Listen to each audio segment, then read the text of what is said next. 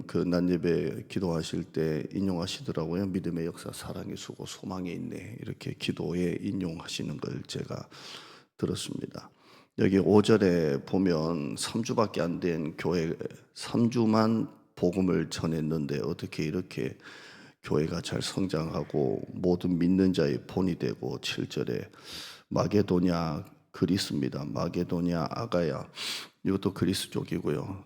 전체가 막 소문이 퍼져나가고요. 어떻게 이럴 수가 있느냐라고 할 때 데살로니가 성도들이 믿음 좋은 것도 있지만요. 여기 바울이 너희들에게 우리가 복음을 3주 동안 전했을 때에 그때를 회상하는 거예요. 지금 바울은 못 갔잖아요. 못 가고 대신에 디모데가 갔다 와서 믿음이 잘 자라나고 있다라고 하니까 바울이 너무 좋아서 쓴 편지라 그랬잖아요. 디모데 이야기를 듣고 그러냐. 3주밖에 우리는 전도 안 하고 왔는데 그렇게 믿음이 잘 자라나느냐. 그래서 너무 좋아가지고 바울이 쓴 편지가 뭐라고요? 데살로니가서잖아요. 그래서 자기는 3주만 복음 전하고 어떻게 된지를 몰라요. 모르는데 디모데가 갔다 와서 소식을 전해준 거를 듣고 이 편지를 쓴 거예요. 그러니까 얼마나 기뻤는지 몰라요. 그런데 그 회상하는 편지 같은 이 서신서에 5절에 보면 그때 우리가 3주 동안 복음을 전했을 때에 어떻게 전했냐면 말로만 전도한 게 아니다 이렇게 돼 있죠. 말로만 전도한 게 아니고 세 가지가 나오죠. 말로만 한 게 아니고 능력과 성령과 큰 확신 가지고 했다 이렇게 되어 있습니다. 여러분 설교는 말로 하는 거예요. 말을 하고요. 이동훈 목사님이 그 뭐라고 했냐면 설교를 잘하고 못하고는 말에 달렸다 그랬어요. 근데 이 말 잘하는 게 후천적인 것보다 선천적으로 말을 잘해야 설교에 도움이 된다라고 한 그 말 잘하는 걸 한 90% 이상 그렇게 했습니다. 그러니까 천성적으로 말을 잘하는 사람이 설교하는 데 있어서도 도움이 된다는 거예요. 근데 이건 이제 이동훈 목사님의 얘기고요. 설교를 이렇게 들으면요. 이렇게 따듬 하시는데요. 진짜 은혜 있는 목사님들 많아요. 그러니까 물론 설교가 말로 하는 거죠. 근데 설교가 말로만 해서 설교가 되면요. 설교꾼이 되는 거예요. 꾼이 되고 설교의 기술이 들어가고요. 설교의 경험이 들어가요. 그러니까 설교는 말로만 해서는 안 돼요. 안 되는 게 설교예요. 왜냐하면 우리가 대화는 말로 하고 가르치는 것도 말로 하지만 설교는 안 돼요. 저는 설교할 때 나이 드신 어른 목사님들, 제가 모셨던 목사님들 뭐 설교가 어렵다라고 할 때 진짜 저는 그때 이해가 안 됐어요. 설교가 왜 어렵지? 뭐가 어렵지? 물론 마른 행주 짜듯이 이런 건 아니지만요. 설교가 어렵대요. 하면 할수록 어렵대요. 근데 하면 할수록 어려운 게 왜 설교지? 저는 그때 설교가 너무 쉬웠거든요. 진짜 쉬웠어요. 그래서 중고등부 맡고 유초등 맡을 때는요. 유초등부 아침에 설교하고요.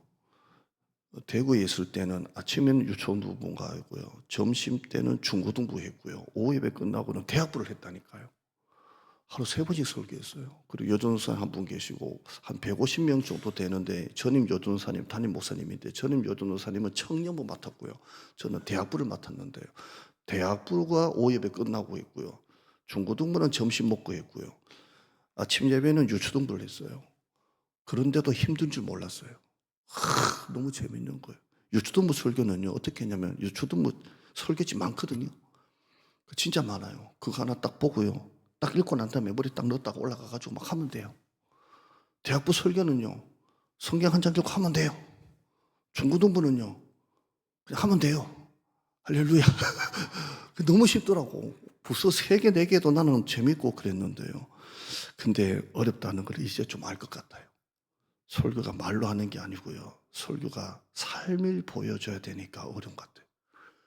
그러니까 저와 여러분이 제가 집에 가서 뭘 하는지는 모르겠지만 제가 혼자 운전할 때 뭘 하는지는 여러분이 모르겠지만 설교는 삶이 나타나야 이게 되니까 어려운 것 같아요. 또 목회가 어려운 게 뭐냐면 성도들 아무리 제가 맞춰주려고 하고 잘해주려고 하고 잘하려고 해도요. 모든 성도가 다 좋아하진 않아요. 그게 참 그래요. 길면 길다, 짧으면 짧다. 길면 왜 이렇게 길게 하냐? 짧으면 목사님 설교 준비 안 했다고 또 그러고 어려워요, 목회가. 아멘. 짧게 하기도 그렇고 길게 하기도 그렇고, 그러니까 목회가 아무리 여러분에게 제가 잘하려고 뭐 인간적으로 하진 않겠지만 해도 성도들이 다 안 좋아해요. 100% 좋아해 주는 사람이 어디 있어요? 그건 생각 자체가 이제 잘못됐겠죠. 근데 설교는 말로만 하는 게 아니고요. 바울은 내가 너에게 말로만 한 게 아니고 뭐라고요? 능력과 그 다음에요 성령과 그 다음에요 확신 가지고 했다, 이렇게 되어 있어요. 자기는 그들에게 복음을 전할 때 말로 한 게 아니고 하나님의 능력과 하나님의 성령과 그리고 확신을 가지고, 그것도 큰 확신을 가지고 내가 너에게 전했다, 이렇게 말씀하고 있습니다. 한번 따라 하실까요? 능력과 성령과 큰 확신 가지고 너에게 전했다. 제가 예전에 데살로니가서 하면서 한 4, 5개월 됐더라고요. 벌써요. 이거 설교했습니다. 능력 뭐 성령 뭐 확신 뭐 이렇게 했는데요. 오늘 저는 그 얘기하려고 한 건 아니고요. 바울이 너에게 복음을 전할 때 우리가 말로만 한 게 아니고 능력과 성령과 큰 확신을 가지고 했다, 이런 말씀을 가지고 좀 여러분 수협에 나오신 여러분하고는 조금 해도 되겠다 싶어서 좀 다른 주제로 좀 하려고 합니다. 제가 그 박사과정 할 때요, 그 교회 성장학 했거든요. 근데 교회 성장학 안에 또 여러 가지가 있어요. 그 안에 또 여러 가지가 있을 거잖아요. 근데 그 중에 하나가 설교 커뮤니케이션이라는 게 과목이 있어요. 딱 들으면 뭐 어떤 느낌이 오죠? 설교가 일방적으로 선포하는 게 아니라 설교 듣는 성도들의 그 니드를 채워줘야 된다, 뭐 이런 거예요. 그러니까 항상 성도들이 설교를 들을 때 자기 말씀으로 듣는 게 중요하다는 거예요. 그러면 하나님의 말씀과 청중들 간에 있는 이 하나님의 말씀의 이 다리를 어떻게 놓느냐라는 게 굉장히 중요한 거예요. 그러니까 재정적으로 어려움을 당하는 성도가 설교를 듣고 난 다음에 내가 재정적으로 어려운데 힘을 내야지, 뭐 이런 거 염려하지 말아야지, 이렇게 항상 설교 커뮤니케이션이 일방적으로 막 이렇게 선포하는 게 아니라 설교 듣는 청중들이 그런 이렇게 뭐 필요를 채워준다고까지 하면 어렵겠지만 아무튼 뭐 니들을 채워준다는 말이 제일 좋겠네요. 이렇게 해서 성도들이 이렇게 이렇게 우리 성도들이 그 낮예배 설교 듣고 난 다음에 생각보다 많은 성도들이 오늘 저한테 주시는 말씀이었습니다라고 한다는 거 알고 계십니까? 모르고 계신다면 지금이라도 알기를 바랍니다. 그러니까 목사님 오늘 어떻게 목사님이 저를 어떻게 들여다보고 계시는 것처럼 지난 주일도 누가 그러시더라고. 어떻게 그렇게 말씀을 들여다보고 하시냐. 그리고 또 신명균 우리 성도님은 목사님은 설교를 딱 이렇게 요약을 딱 해가지고 딱 듣고 나면 뭐가 딱 남게 이렇게 딱 이렇게 하신다 그러더라고. 이런 말 여러분 알고 계시는지 모르겠습니다만은 그렇게 얘기하세요. 그러니까 딱 듣고 나면 딱 알겠대요. 그 어떻게 본문 내용을 딱 그렇게 요약을 해가지고 딱 이렇게 풀어가지고 딱 이렇게 한다는데요. 굉장히 중요한 겁니다. 그래서 성도들이 듣고 난 다음에 나에게 주시는 말씀 이렇게 해요. 사람들의 좋은 반응을 끌어내려고 설교하는 건 아니지만 설교를 끝나고 난 다음에 설교를 들은 성도들의 반응이 좋으면 굉장히 행복합니다. 행복하고요. 여러분이 설교 듣고 난 다음에 점심을 먹으면서 은혜가 되고 안 되고를 떠나가지고 오늘 목사님 무슨 설교했지? 나도 모르겠는데 니도 모르겠나? 도대체 뭔 설교했냐? 나는 1시간 내내 자다 깨가지고 뭔 얘기했는지도 모르겠고 찬송 부를 때 그때 깼다 이러면 얼마나 불행합니까? 그죠? 가정교회 나누고 있는데 뭔 설교했냐? 뭐 했냐? 이 교환이 뭐지? 이렇게 되면 굉장히 어려운 거예요. 그러니까 설교라는 게 이 하나님의 말씀, 이 성경 66권 이걸 여러분 3,500년, 4,000년 전에, 2,000년 전에, 신약만 2,000년 전에 이 편지, 성경, 이 율법서를 여러분 상황에 맞게 설교한다는 게 보통 쉬운 게 아니고 어려운 게 아니에요. 그리고 성도들이 그걸 듣고 참 어떻게 목사님이 CCTV로 보고 계시나, 어떻게 내 마음속에 들어와 계시나, 어떻게 이렇게 하시겠나, 참 어려운 겁니다. 권영선 우리 여자 집사님 같은 경우는 룻기 설교 중에 남았더라가 그렇게 좋았대요. 남았더라는 설교가 내 마음에 남았대요. 그분 표현이에요. 그리고 4년 전에 여호수아 제가 강의 설교 한 10주 했는데요. 그 설교가 그렇게 좋아서 들으면서 가슴이 막, 그때 여호수아 설교할 때 사실 성도들 반응은 별로 안 좋았거든요. 왜냐면 여호수아가 세워져 가지고 리더십을 갖고 막 했던 거거든요. 근데 그거 듣고 지금 4년 전, 5년 전 그분은 저는 몇 년 전인지 모르겠지만 가슴이 막 여호수아 설교가 막, 그 많은 설교 중에 또 여호수아 4년 전에 했던 그 설교가 뛸 거라고 누가 생각을 했겠어요? 어렵다 이 말입니다. 자, 지금부터 제가 하는 말씀은 좀 다른 이야기 좀 하려고 그래요. 성령과 능력과 큰 확신. 사람들의 어떤 반응, 어떤 적용을 떠나서 좀 얘기를 해 보려고 합니다. 여러분도 오늘 수예배 때 한번 들어보시고, 그럴 수도 있겠다. 지금까지는 목사님이 어떻게든 적용 이런 얘기를 하셨는데 조금 다른 얘기를 좀 하려고 합니다. 그 전에 하나 또 생각해 보면, 여러분 큐티는 마지막에 여러분이 읽다가 이렇게 쭉 읽다가 여러분은 이렇게 딱 걸리는 말씀, 좋은 말씀, 이렇게 해가지고 이제 적용하잖아요. 그게 큐티잖아요. 적용이라는 게 뭐가 있을까요? 적용이라는 거 안에. 자, 내가 깨달은 점, 또 감사해야 될 점, 내가 고쳐야 될 점, 실천해야 될 점, 이런 게 쭉 있지 않습니까? 이게 적용 안에 들어가잖아요. 그래서 여러분이 읽다가, 이런 말씀 하고 끝나는 게 아니라 요걸 이제 나에게 유 메시지가 아니라 아이 메시지로 나한테, 저 권사가 들었어야 되는데, 저 권사가 오늘 꼭 나왔어야 되는 데가 아니고 누가요? 내가 들어야 돼. 내가 아이로 들어야 되죠. 이게 큐티잖아요. 여러분이 큐티하고 난 다음에 꼭 적용을 하시는데, 큐티의 실제는 꼭 적용이나 이런 것은 쓰시라 그러잖아요. 꼭 쓰라 그래요. 그래서 여러분이 매일 큐티, 제가 책을 안 가져왔는데 매일 큐티 그 공백에다가 이렇게 쓰시는 거예요. 그러니까 큐티는 적용이에요. 적용. 오늘 새벽 설교 제가 이렇게 보니까, 제가 어제 수면제 먹고 너무 새벽에 잠이 들어가지고요. 몇 알을 더 먹다 보니까 못 나왔는데요. 요한복음 13장 34절에 새 계명을 너에게 주노니 서로 사랑하라. 내가 너희를 사랑한 것 같이 너희도 서로 사랑하라. 너희가 서로 사랑하면 이로써 모든 사람이 너희가 내 제자인 줄 알리라. 이거였잖아요. 새 계명을 준다 그랬어요. 새 계명이란 말은 무슨 말이에요? 옛 계명이 있다는 거예요. 옛 계명. 새 계명이란 말은 옛 계명이 있다는 거잖아요. 옛 계명은 뭐예요? 그러면요, 구약이잖아요. 율법이잖아요. 모세의 율법이에요. 그게 옛 계명이에요. 옛 계명은 뭐예요? 눈은 눈으로, 이는 이로. 이렇게 하는 거예요. 누가 내 눈 하나 탁 건드리면 여러분 어떻게 돼요? 그놈의 새끼 눈도 찔러야 돼. 그러니까 구약의 율법은 당한 대로 갚는 거예요. 눈은 눈으로, 이는 이로. 막 이렇게 해야 돼요. 그러니까 막 이는 이로. 이는 이가 뭐예요? 이는 이로가 뭘까요? 이는 이로. 한자가 이는 이로. 이는 이에, 이는 이거예요. 자, 그런데 새 계명은 뭐예요? 서로 사랑인데요. 사랑도 아니고 무슨 사랑이에요? 서로 사랑이라 이 말이에요. 그럼 여러분이 이제 큐티를 하시면서, 새 계명이 있다는 말은 옛 계명이 있구나. 옛 계명은 이런 거 수 있겠구나. 그럼 새 계명은 사랑이구나. 사랑인데 왜 그냥 사랑하라 하면 되지? 꼭 왜 서로 사랑하라 그럴까? 그럼 서로 사랑하라, 서로 사랑. 그럼 새 계명은 뭐예요? 서로 사랑이에요. 그리고 이로써 사람들이 너희가 내 모든 제자인 줄 알리라 그랬잖아요. 그래서 사랑, 서로 사랑. 그냥 사랑이 아니에요. 서로 사랑해야 너희가 내 제자인 줄 알리라 이거잖아요. 나 혼자 사랑하면 안 돼요. 서로 사랑해야 돼요. 우리 교회가 서로 사랑하고 있죠? 서로 미워하고 있어요? 서로 사랑하고 있어요? 뭐라 말하겠죠? 자, 이렇게 돼요.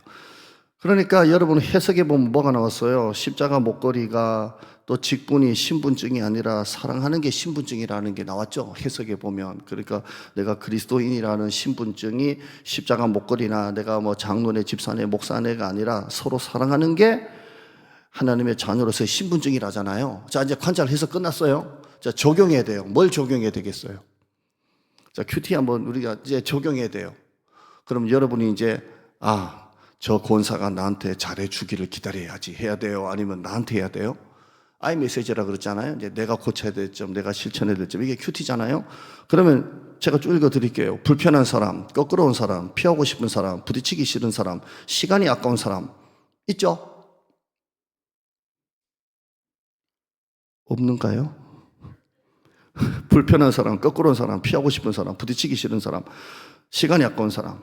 자, 그럼 여러분 큐티 뭐 해야 돼요? 먼저 말 걸기, 먼저 다가가기, 피하지 않기, 축복 기도하기, 뒤에서 욕 안 하기, 판단 안 하기, 뭐 이런 게 있잖아요.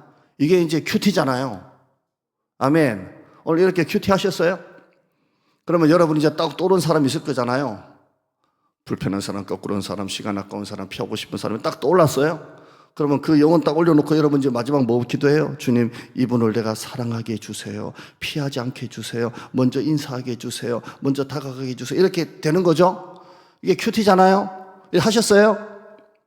오늘 본문이 뭔지도 모르세요? 자, 했어요. 자, 근데 이건 큐티고요. 존 메가더 목사님 이야기를 좀 할게요. 이분이 미국의 목사님인데요. 성경 구절을 한 구절 한 구절 설명하는 분으로 유명한, 아주 유명한 분이에요. 존 메가더 목사님. 유명한 분이에요. 진짜. 전 세계적으로 유명한 분이에요. 근데 이분에게 항상 비판이 하나 나오는 게 뭐냐면 적용이 없다는 거예요. 이분은 적용 안 해요. 설교 시간에 적용 안 해요. 이분은 꾸준하게 비판받는 게 왜 목사님은 적용 안 하냐는 거예요.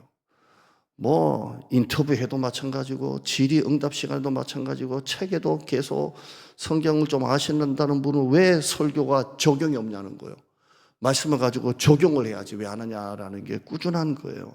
그런데 여기에 대해서 이분이 입장을 밝히는데요. 이건 내 역할은, 목사의 역할은, 설교자의 역할은 본문을 명확하게 설명하는 것뿐이고 적용은 성령님이 하시는 거다라고 말을 해요. 제가 이 앞에 얘기를 이만큼만 이유는 이 얘기하려고 지금 하는 거예요. 성경의 진리와 원리를 분명하게 전하면 성령께서 그 사람의 마음에 적용케 하시는 것이다라는 게 그분의 지론이에요. 그러니까 여러분이 이제 수협에 나오시는 분들은 성령 능력 큰 확신이 생각나니까 이걸 제가 소개를 해드리는 거예요. 그러니까 이분은 힘들어서 실수로 적용을 안 하는 게 아니고요. 일부러 적용을 빼는 거예요. 목회자는 성도의 삶을 변화시키는 사람이 아니고요. 성경을 있는 그대로 가르치는 자가 목회자래요. 그리고 삶의 변화는 성령께서 하신다는 거예요. 근데 이게 굉장히 진짜 이게 도가 열린 분이 이렇게 말하는 거예요. 자기의 역할은 사람을 변화시키고 뭐 적용을 하게 하고 하는 게 아니라 성경을 잘 설명하고 가르치고 성경을 성경으로 설명하는 게 목회자라는 거예요. 이해되시겠죠? 난예비 때 이런 설교하면 무슨 소리야? 여러분 수준이 있어서 제가 수요일 하는 거예요. 그러니까 설교자는 성령과 능력과 큰 확신을 가지고 성경을 성경으로만 설명하면 충실하게 성경을 성경으로 잘 오늘 말씀으로 대입하면 성령과 능력과 확신 가지고 전하기만 하면 그 사람의 인격과 삶을 변화시키는 것은 성령님이 하신다는 거예요. 그러니까 참 이게 아주 대단한 겁니다. 그러니까 적용을 하면 이거예요. 설교의 본질은 적용이 아니고요. 해석이라는 거예요. 해석. 존 메가더 목사님은 설교를 본문이 말하는 것을 정확하게 드러내면 된대요. 그래서 설교의 1차적인 목적은 사람들에게 감동을 주는 것도 아니고요. 뭘 하라는 행동을 요구하는 것도 아니고요. 그냥 하나님의 말씀을 있는 그대로만 가르치면 된대요. 그러면 성령께서 그 성경을 성경으로 풀어줄 때 말씀을 들은 사람이 성령께서 그 말씀을 통해 변화시킨다는 거. 굉장히 중요한 말이죠. 우리는 감동 주려고 막 노력하거든요. 그리고 이 설교 통해서 제가 만약에 예배 시리즈 설교한다 그러면 예배 시리즈 설교를 5번 하는 이유는 뭘까요? 예배 나오라고 하는 거잖아요. 기도 시리즈 설교를 5주 했다. 이 말은 무슨 말일까요? 안 나오던 사람 새벽기도 나오고 금요기도 나오라고 이런 의미에서 하는 거잖아요. 그런데 이 목사님은 적용은 목사가 하는 게 아니래요. 성경을 성경대로 풀어만 주면 그건 하나님이 하시는 거래요.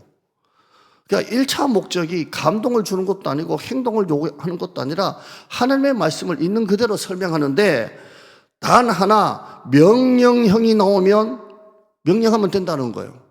항상 기뻐하라. 쉬지 말고 기도하라. 범사에 감사하라. 명령형이거든요. 이건 성도에게 명령하면 된다는 거예요. 여러분 이걸 항상 기뻐하세요. 이런 것만 하면 된다는 거예요. 명령형이 아닌데 왜 그걸 억지로 만들어서 적용하냐는 거예요. 이렇게. 그 다음에 두 번째는 모든 본문이 동일한 목적이 아니라는 거예요. 예를 들어서 그러니까 본문 자체가 명령형도 있고요. 설명형도 있고요. 교리도 있고 그러거든요. 이걸 억지로 막 해라라고 붙일 일이 없다는 거예요. 그게 성경의 본문을 억지로 자꾸 적용으로 끌고 갈 필요가 없다는 거예요. 설명하는 건 설명하면 되고요. 명령하는 건 명령하면 되고요. 이렇게 하면 되지 꼭 그걸 뭔가 적용점을 억지로라도 만들어 가지고 막 억지로라도 하려는 거를 내려놓으라는 거예요. 세 번째는 성경 자체가 이미 최고의 적용이래요. 오늘 설교 제목이죠.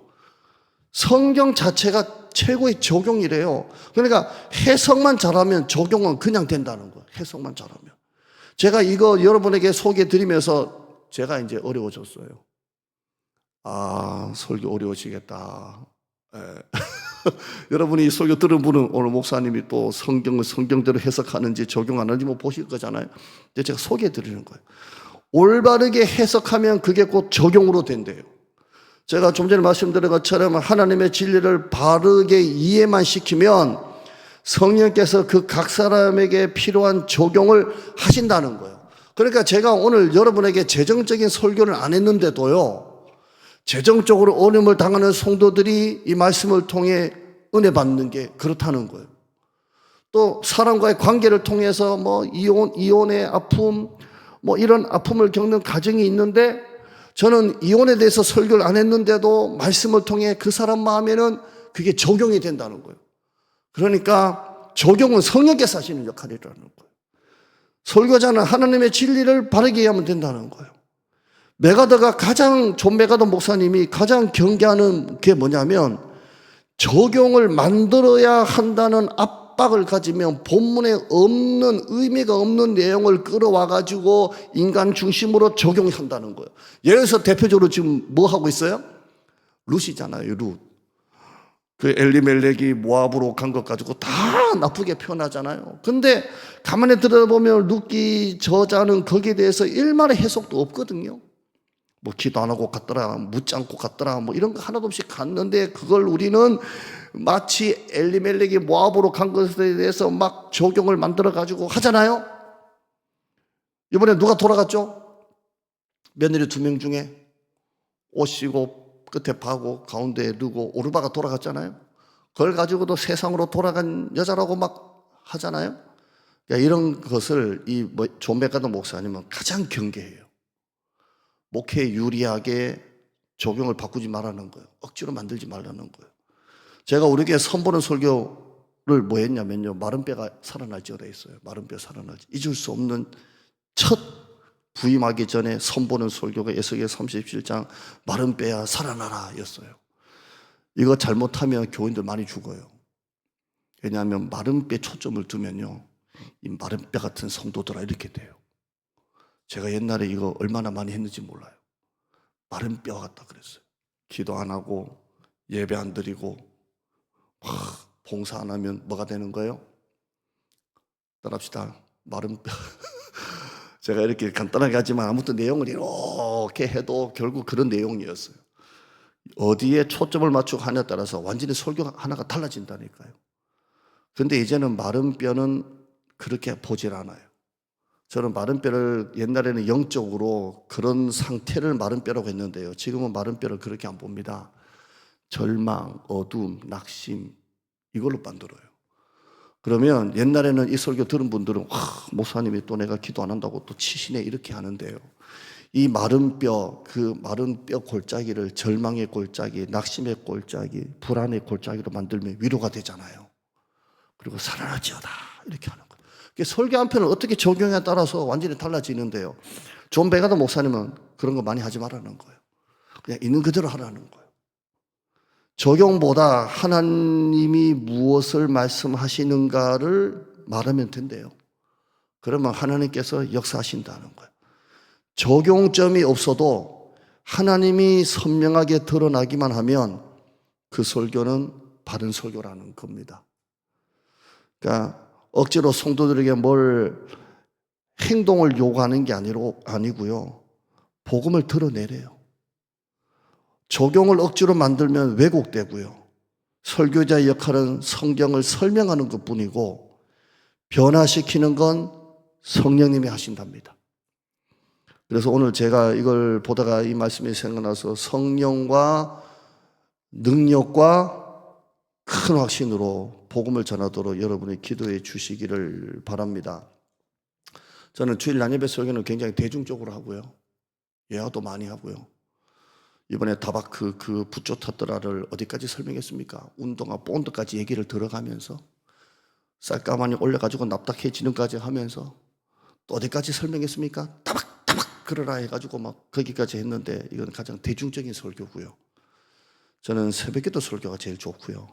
본문 있는 그대로 요즘에 큐티 설명하느라 요즘에 자꾸 억지로 이제 적용점을 만들고 있지만 저는 새벽 설교가 제일 좋고요. 수예배 설교가 좋고요. 금요 기도에는 금요 기도 하시는데 도움되려고 제가 단편적으로 설교하고 있고요. 그렇습니다. 근데 저는 제일 좋은 설교가 새벽 설교입니다.